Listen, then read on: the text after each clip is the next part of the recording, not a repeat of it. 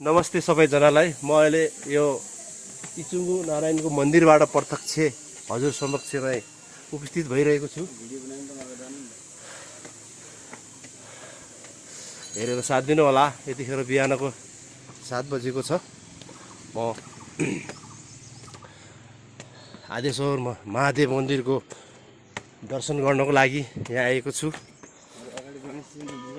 र यसै गरी मसँग हुनुहुन्छ मेरो एकदमै मिल्ने साथी गणेश सिंह ठकुरी हुनुहुन्छ।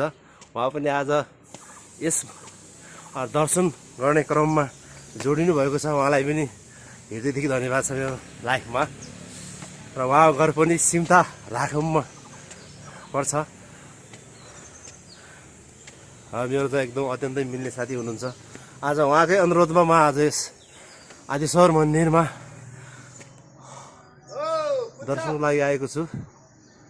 गणेश्वर केही छ हजुरको भनाइ? केही छैन यार। आज यसो बिहानको समयमा चैते दशैँको दिन यसो गाउँलेसँग भेट भएको जाउँ न त। आज आदेश्वर मन्दिर इचुङ्गु नारायण भनेर यसो निमन्त्रणा गरेको नि तपाईँलाई।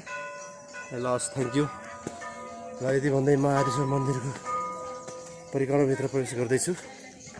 मेरो आदरणीय दर्शकहरू हेरेर मेरो युट्युब च्यानललाई साथ दिनु होला।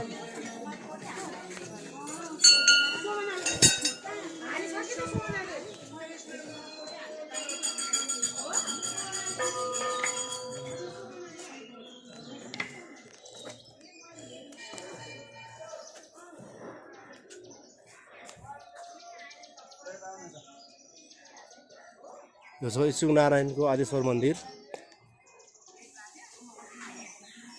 म आज यस्तै घुम्ने क्रममा स्वयम्भूदेखि भित्र रहेको छ यो मन्दिर।